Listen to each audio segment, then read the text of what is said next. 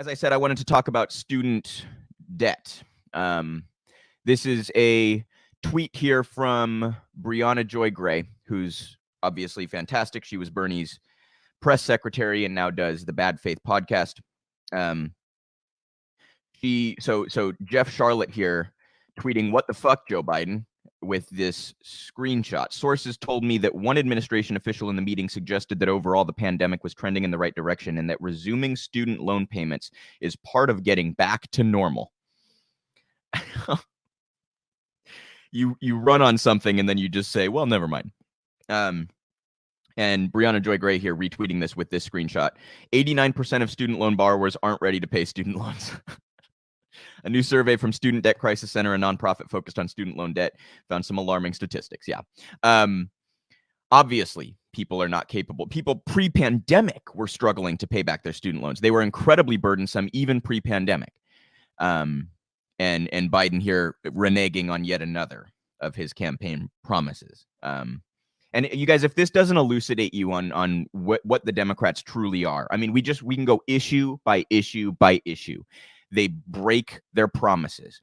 They talk a big game during the election season, and then they do nothing.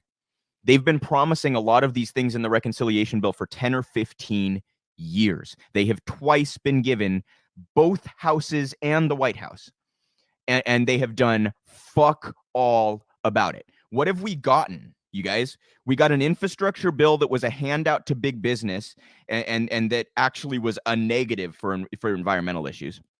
What did we get under Obama? We got a health care plan written by the Heritage Foundation that was initially endorsed by Richard Nixon and the likes of Bob Dole and Chuck Grassley. It was first implemented by Mitt Romney in Massachusetts.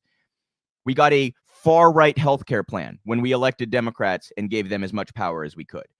They went back on everything they promised. And then a decade later, what'd they do? They ran on the same shit and then some, went back on all of that too. It's pathetic. The fact that anybody still falls for their line of, we really want to. I mean, how naive can you possibly be? Gullible is written on your ceiling. So student loan debt cancellation here. This is another one where Biden has gone back on his promises. And I also wanted to show you guys here a tweet from Owen Higgins talking about the politics of all this. He says, Jesus fucking Christ. Shares a screenshot here. I'll read this whole thing. One such tense meeting described by someone familiar with what happened in the conversation happened Wednesday. This is, by the way, about loan forgiveness, as they say. Your loan forgiveness advocates relayed to members of Biden's domestic policy and economic teams that beyond the actual economic, legal, and policy implications of lifting the loan repayment pause, the move was bad politically. They wanted to sound the alarm to them about what we believe to be a very serious political mistake that they're about to be making. A second source familiar with the conversation told me, Team Biden was not moved. Multiple sources familiar with what was said at the meeting described the administration's message as effectively that borrowers had 2 years to prepare for this and knew the pause wouldn't last forever. Gee, I think that borrowers, unfortunately, may have taken Joe Biden at his word on the campaign trail. Why would they have been preparing for this, Joe, when you promised to cancel at least $10,000? At different times, he said $10,000 or $50,000 of student loan debt. Aren't you a man of your word? Shouldn't people have taken you seriously when you said that? Why would they have been planning for the last 2 years to repay these loans that you said you were going to cancel? You fucking liar.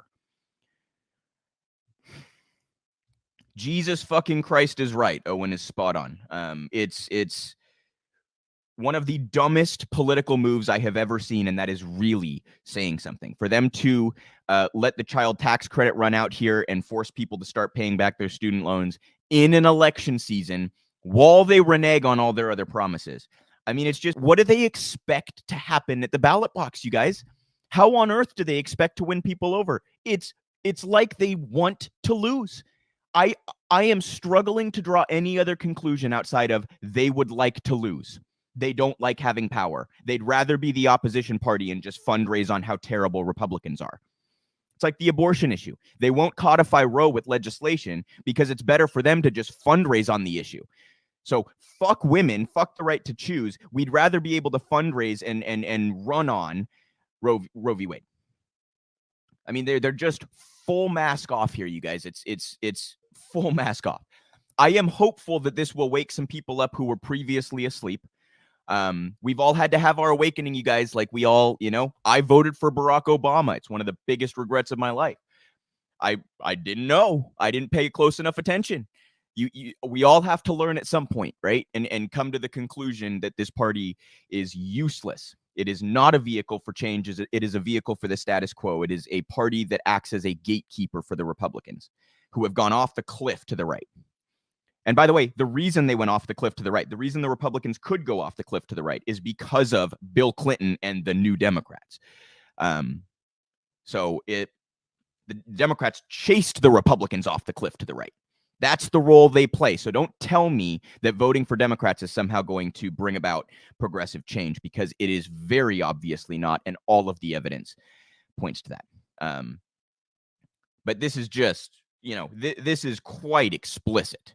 It's really quite explicit for them just to be completely reneging on everything that they promised just a year ago. It's just quite something. As I said, we wanted to talk a little bit about the reconciliation bill. And we've talked earlier about some of the other issues that Democrats have reneged on. This is in Mother Jones. Joe Manchin officially torpedoes Build Back Better. I object to that framing. Joe Manchin didn't torpedo the bill. The Democrats who refused to fight for it torpedoed the bill. The Democrats who decoupled it from the infrastructure bill tanked the bill. Joe Biden's refusal to fight for this tanked the bill. You're mad at the wrong Joe, as Afeni tweeted out earlier. Joe Manchin is the excuse. He's the rotating villain. It's official. Senator Joe Manchin said this morning on Fox News that he won't support the Build Back Better bill, effectively killing the Democratic Party's $2 trillion sweeping domestic policy proposal. I tried everything humanely possible. I can't do it, he said. Bullshit. This is a no on this legislation. I have tried everything I know to do. What does that even mean, you guys? By the way, Manchin initially came out during the campaign season and said he was in favor of $5 trillion. Now he thinks $2 trillion is too expensive.